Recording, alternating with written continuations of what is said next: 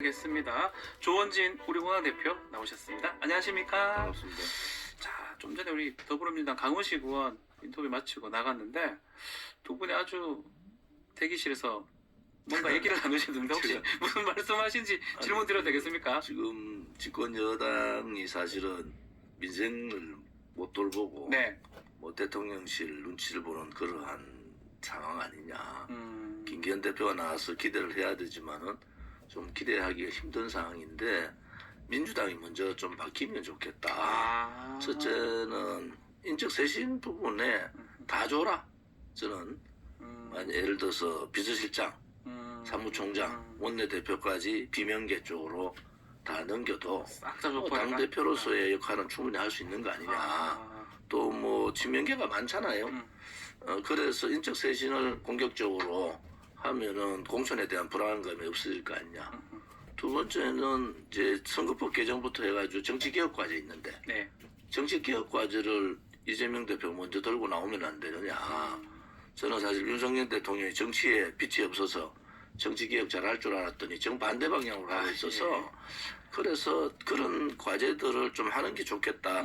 물론 뭐 친명계는 아니지만은 뭐 제가 그렇게 얘기를 했어요. 그렇게 변화를 해야지. 야당도 변해야지 여당이 정신 차린다. 야당이 이제 이재명 사법 리스크에 묶여 있으니까 여당이 자기들이 잘하는 줄 알고 독주하고 있다. 이런 부분에 있어서는 뭐 제가 있는 현실대로 제가 생각하는 부분들을 얘기한 거죠. 뭐 지금 보니까 강훈식 의원이 많이 이제 공감하고 수긍하는 모양새로 그 얘기를 하고 이제 나가는 모습까지 보기 좋았습니다. 친명계들이 공감해야지. 두 분 이제 그렇게 잘 알고 같이 이제 의장 활동을 하지는 않았지 않습니까? 아니 근데 이제 서로 이래 괜찮은 사람들 이래 제가 눈여겨 이래 보는 이유도 여야를 떠나서 예. 저분들의 목소리가 국회에서 좀 있으면은 국회가 좀 잘 되겠다. 네. 그 여야 협치를 하지 않으면은 피해는 국민이 보는데 제가 여야 협치라는 것은 국민을 좀 편하게 해달라 이런 얘기 아니겠습니까? 네. 그래서 그런 부분에 있어서는 뭐 여야의 특히 국회의원들이 좀 제자리로 좀 돌아와라. 그렇게 국민의힘은 윤핵관이나 대통령실 눈치 보지 말고 네. 소신 있게 하고 또 사법 리스크에 묶여 있는 민주당은 대표하고 그 반면계 네. 쪽과의 관계를 어떻게 정리해 나갈 거냐 그거부터 좀 풀어야 되지. 그렇지 않고 계속 뭐 편덤에 묶여서 그러한 정치하는 것은 옳지 않다 이렇게 보는 거죠. 자, 먼저 국민의힘부터 얘기를 다시 한번 나눠보겠습니다. 김기현 체제가 지난주 공식적으로 출범하게 됐습니다. 오늘 월요일입니다. 핵심 당직 인선 발표를 할 겁니다. 특히 이철규 의원 사무총장이 내정됐다 이런 보도도 있고요. 어떻게 보십니까? 지금 인선하는 거 보면서. 뭐 역시 윤핵관으로 돌아갔다. 국민 밉상 윤핵관은 빠지더라도 4인방, 윤핵관 4인방 중에 한 사람을 사무총장 놨다 하는 것은 집권 여당으로서 좀 그렇게 자신이 없나. 소위 말하는 연포탕이라고 연대, 포용, 통합 이렇게 탕평 이렇게 얘기했는데 사무총장까지 그래 하면은 너무 눈에 보이지 않느냐. 모든 인선이 친윤 쪽으로 다 갈 것 같아요. 그러니까 경선 때 대통령실에서 그렇게 강력하게 개입을 했는데 그보다는 오히려 탕평 조직 인사가 김기현 체제에서는 맞았다. 그런데 김기현 대표가 연포탕 얘기를 하지만은 실질적인 인선에서는 그래 못하는 거다. 뭐 결국 대통령실 눈치 볼 수밖에 없지 않느냐. 이게 이제 1년 갈 거 아닙니까? 1년 뭐 최소한 총선 때까지는 간다고 그러면은 윤석열 대통령의 중간평가 선거는 여당으로서 가장 두려운 선거예요. 그런데 비대위원장 정진석 비대위원장도 중간평가 얘기를 하더라고. 그 여당 의원들이 중간평가 얘기를 들고 나오는 것은 대단히 잘못된 거예요. 지금부터는 윤석열 대통령은 민생 정책, 상고, 뭐 경제 안보 위기 뭐 이런 부분에 집중하고 당에서 할 일은 협치를 통해 가지고 민주당하고 민생 관련되는 부분들을 같이 논의장으로 들어가야 되지. 지금 1년씩으로 이렇게 민생을 팽개치고 정쟁으로만 가는 것은 결국 책임은 어디냐? 대통령하고 정부 여당에 있는 거예요. 그것을 인식을 해야 된다. 지금 그냥 이재명의 사법 리스크에 묶여가지고 이러는데 이재명의 사법 리스크가 1년 더 이상 간다고 보십니까? 민주당도 선거를 치러야 되는데 그런 상황을 이 상태로 가지는 않는다. 그럴 경우는 어떻게 할 거냐? 네. 그럴 경우에는 총선이 굉장히 어려워지는 거 아니냐. 그래서 이번 인사 정책에서 단추를 처음부터 잘못 끼고 간다 이렇게 저는 보고 있어요. 지금 뭐 중간평가 얘기했는데 또 한편으로는 이재명 대표를 쭉 끌고 가가지고 총선까지 이 지금 검찰이나 이 수사 쪽으로 갈 수도 있다 이런 얘기도 있거든요. 지금 윤영찬 의원하고 고민정 의원인가요? 예. 그 다음에 뭐 그런 분들 얘기 벌써 나오잖아요. 예. 그래서 친문에 문재인 정부의 대통령실에 있었던 사람들의 얘기가 나오기 시작했다 하는 것은 그것은 굉장히 이제는 그냥 이재명 체제로 그대로 이재명 대표가 예를 들어서 인적 쇄신을 하지 않고 정치 개혁까지를 하지 않고 민생을 돌보지 않는 사법 리스크의 방탄으로만 갈 경우에는 굉장한 반발이 있을 거다. 네. 거기에 미리 선제적으로 이재명 대표가 나가게 될 거다. 이래 저는 예측을 하고요. 다음 총선도 뭐 민생을 돌보는 야당, 민생을 안 돌보는 여당, 그다음에 국정 지지율이라는 것은 대통령의 국정 지지율이라는 들쑥날쑥할 수 있지만은 네. 중간 평가의 채찍은 정부 여당에 가는 겁니다. 그래서 그런 부분들을 생각하면은 여당도 마냥 좋아할 때가 아니다. 협치를 하려면 야당도 좀 만나고 해야 되는데 또 인선도 연포탕이면 중요하잖아요. 지금 얘기 말씀처럼 전략기획부총장, 주식부총장도 다 지금 뭐 박수영 의원이나 배현진 의원 등이 거론되고 그렇다면 좀 이른바 비운인 사람도 좀 뽑아주는 그런 모습까지 보여야 되는 거 아닙니까? 하부당직은 좀 주겠는데 이번에 보니까 뭐 나경원 이렇게 정리하는데 가장 앞장섰던 사람들을 당직에 세우면은 저는 만약에 김기현 대표, 나경원 전 원내대표가 동의하면은 예. 저는 김기현 대표가 나경원 전 원내대표를 최고위원으로 지명직 최고위원으로 해주는 게 그렇게 하는 맞다. 것이 옳다고 보는 모양인데 예. 하겠습니까 그렇게? 정치거리 못할걸요. 아하. 그러면 안철수 의원 오늘 만난다고 하거든요. 김기현 대표랑. 이건 어떻게 우리가 해석을 해야 됩니까? 안철수 의원은 이미 이제 20몇 프로 정도, 23%인가 네. 됐잖아요. 그러니까 본인은 당 내에서 이제 기반을 더 확보하겠다 이런 생각인데 이번 경선 과정에서 가장 최악의 후보가 안철수 후보였다. 최악이다. 예. 그래서 뭐 만나는 거야. 다 만날 수 있지만은 뭐 최소한 뭐 지명직 네. 최고위원 한 명 정도는 안철수 후보한테 추천하라고 얘기하겠지만 그런 것도 가능하다는 거죠. 근데 안철수 후보 추천하겠습니까? 추천하면 그것도 이상한 일인데. 자, 지명직 최고위원 정도가 남아 있는 것 같은데 지금 말한 것처럼 나경원 의원을 지명직 최고위원 한다는 건 좀 체급이 조금 안 맞지 않습니까? 그렇지 않습니다. 왜냐하면 나경원 의원이 원외인데 네. 아무튼 총선에서 나경원 의원의 목이 있어요. 네. 그러면은 지금부터 좀 이렇게 활동할 수 있는 그렇다 해가지고 뭐 대통령실에서 지난번 그런 직책까지 줬는데 다 못하고 있는 상황이라서 나경원 의원한테 대한 생각들을 좀 바꿀 필요가 있다. 그리고 뭐 최악의 저는 뭐 초선들의 흑역사가 나경원 의원에 대한 서명 50명 아닙니까? 예. 63명 중에 50명이 서명을 했어요. 저는 그것은 정당 사회에 있어서 참 부끄러운 일이다 이래 보기 때문에 그것을 수습하는 필요도 있다. 네. 정치라는 것은요. 아무튼 본인이 가겠다는 길을 가는 것이 정치 아니겠습니까? 알겠습니다. 자, 오늘은 또 지도부 만찬이 예정돼 있습니다. 대통령하고 이제 만나는데 분위기 어떨까요? 분위기야 뭐 본인들이 대통령실이 뭐 나서서 아무튼 민심은 사라지고 윤심만 남은 경선에서 윤심이 승리한 거 아니겠습니까? 그래서 저는 뭐 한교안 전 대표의 프로테이지가 좀 낮았다.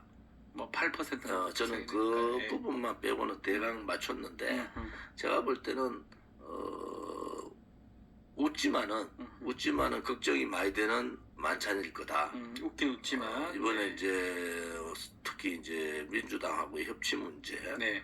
그리고 쌍특검에 대한 대응, 그다음에 일본 강제동원에 대한 배상, 제3자 배상 문제 이런 뭐 여러 가지 현안 사항들이 많아서 이제 당정이 어떻게 해나갈 거냐 하는 것도 우리가 예의주시할 필요가 있다 이래 보는 거죠. 지금 뭐 정례 회동을 좀 하는 거 대통령하고 또 대표하고 당 대표하고 그런 것도 있고 하는데 이렇게 이게 좋게 보면 당정이 잘 가는 거고 나쁘게 보면 좀 사당 비슷한 얘기도 하고 있고 윤석열 당이라는 얘기 이미 또 민주당에서 얘기했고요. 이게 약이 됩니까? 독이 됩니까? 저는 명예 당대표 얘기도 있고 예. 정례회동 얘기도 있는데 정례회동 하기 전에 예. 여야 영수회담이 먼저다 이래 보는 거죠. 아하. 그러면 대통령이 나서지 않더라도 네. 김기현 새 대표하고 지금 이재명 대표가 먼저 만나고 그다음 원내 대표도 지금 이제 교체되는 시기잖아요. 그러면은 새로운 원내 대표들도 짝을 좀 이루어가지고 네. 협치로 가라. 그래서 대통령실은 이제는 당무 개입이나 이런 것보다 인선 개입 이런 것보다는 민생 그다음에 경제 안보 위기 리스크에 적극적으로 대응하는 방향 전환이 필요하다 이래 보는 거죠. 김기현 대표가 막 일성으로 야당 대표 빨리 만나겠다라고 얘기는 했는데 대통령실에서 이게 또 보게 해줄지 이 부분도 김기현 대표는 그동안에 조금은 대화하고 협치하는 그런 정치 예. 과정들이 있습니다. 예. 우선 그 대통령실 하지 못하는 부분을 하는 것이 당이잖아요. 아하. 정부 여당이면은 예. 여당이 국민의힘 여당의 대표가 뭐 대통령이 이재명 대표를 직접 만난다는 것이 대단히 좀 어려우면은 김기현 대표는 뭐 자주 만나라. 그리고 원내대표한테 원내 문제는 원내대표한테 빨리 일임하고 김기현 대표도 그동안 잃어버린 민심을 되찾는데 최선을 다해야 된다. 네. 이렇게 보는 거죠. 말씀처럼 뭐 이렇게 리더십이 아직 확 갖춰진 건 아닌 것 같습니다. 김기현 대표 같은 경우는 자리가 사람을 만드는 겁니다. 만들어진다면 이제 해야 될 일이 꽤 많은데 이제 뭐 제일 먼저 하는 게 특검법 지금 발의하겠다. 쌍특검 뭐 김건희 특검법 얘기를 하고 있는데요.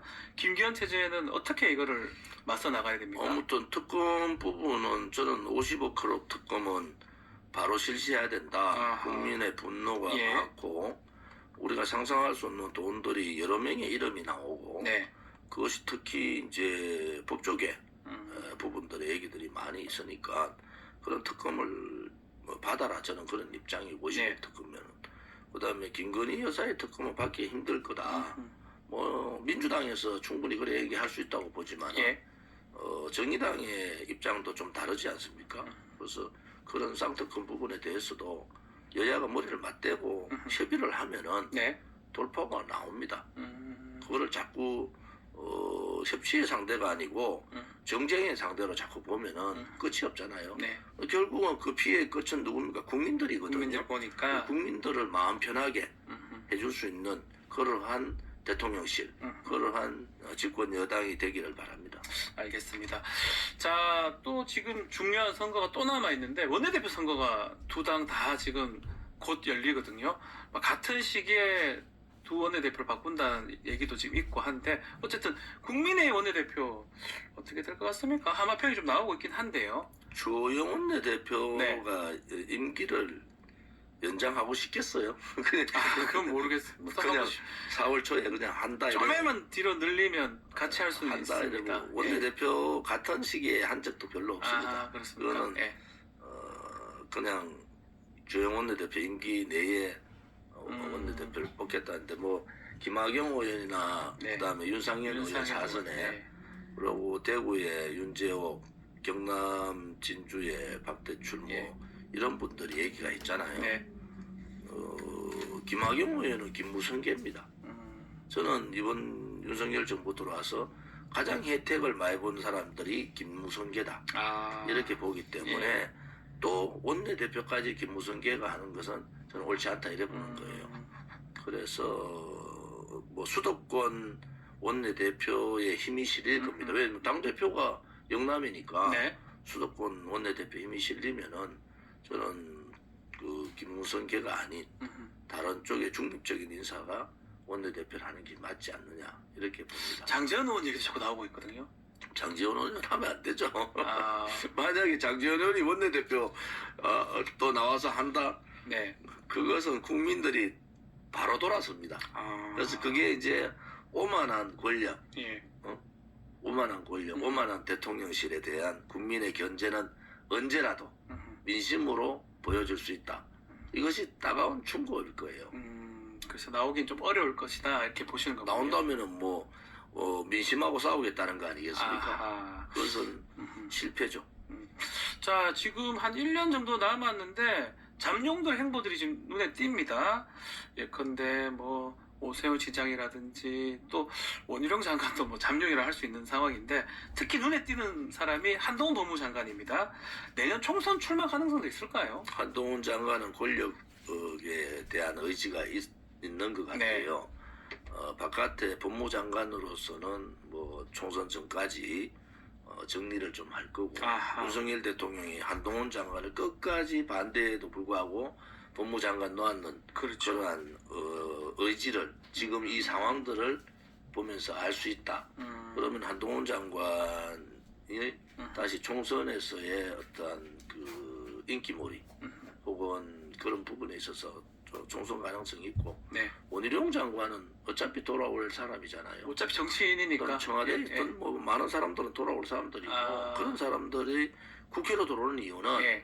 윤석열 대통령 말고 국회를 통해서 해가면서 했던 것이 보수 당의 그 다음 대통령 과정이거든. 네. 윤석열 대통령 특별한 케이스인데 앞으로는 국회로 들어와서 국회 힘을 많이 실는 잠룡들이 국회에 와서 많이 실는 그런 힘을 가려야 될 것 같고, 네. 오세훈 시장은 뭐 서울시장에서의 역할이 있으니까 네. 그분은 서울시장으로서 또 뭐 이런저런 활동을 하겠죠. 알겠습니다. 자, 민주당 지금 상황은 측근 또 극단적 선택 이후에 분위기가 심상치 않긴 합니다. 주말에 좀 행보도 좀 했던 것 같고요. 어떻게 보고 계십니까? 뭐 리더십을 잘 작동하고 있는 겁니까? 이재명 대표가 좀 어렵다 상황이. 측근이 또 그런 극단적 선택. 안타까운 극단적 선택을 하시고, 또 뭐 반면계에서는 목소리를 지금 문재인 대통령실 출신, 네. 청와대 출신들이 목소리를 내기 시작했지 않습니까? 그래서 이재명 대표의 정치적인 결단이 좀 필요한데, 정치적인 결단을 할 수 있는 정치력이 상당히 이건 시간이 좀 필요한데, 시간이 필요한데. 그런 시간이 없으면은 주변에 예. 좀 그런 얘기를 제대로 얘기할 수 있는 사람을 옆으로 좀 두는 게 좋겠다. 좀 측근 참모를 잘 둬야 된다 이 말씀인가요? 그래서 예. 강성보다는 좀 중도 쪽에 있는 그런 얘기들을 좀 많이 들을 필요가 있다. 네. 이렇게 봅니다. 자, 짧게 시간이 얼마 안 남았는데 지금 한일 정상회담 합니다. 이게 앞으로 국정 좀 지지도에 어떤 영향을 미칠지 한번 한일 짧게 예측을 좀 해주십시오. 정상회담이 16, 17일 네. 잡혔는데 결과가 좋지 않을 것 같다는 생각이 들어요. 그렇습니까? 왜냐면은 일본 그 외무상이 네. 벌써 이 강제 동원은 없었다. 또 기시다 총리도 지금 말을 거의 안 하고 있는 상태에서 만약에 이번에 한일 정상회담에서 김대중 오부치 선언 그 정도의 그러한 과거사에 대한 사죄와 반성이 없이 만약에 빈손으로 돌아온다면 저항이 엄청날 거다. 저는 뭐 3자 배상안에 대해서는 동의를 합니다만은 역사적인 그런 진정한 사과 이런 부분들은 이번에 받아내야 된다. 그렇지 않고 자꾸 급하게 한일 정상회담을 추진했는 외교 라인들이 무엇을 믿고 하는지 좀 고민을 해야 될 시점이다. 이래 보는 거죠. 알겠습니다. 자, 오늘 말씀 여기까지 듣겠습니다. 감사합니다. 조원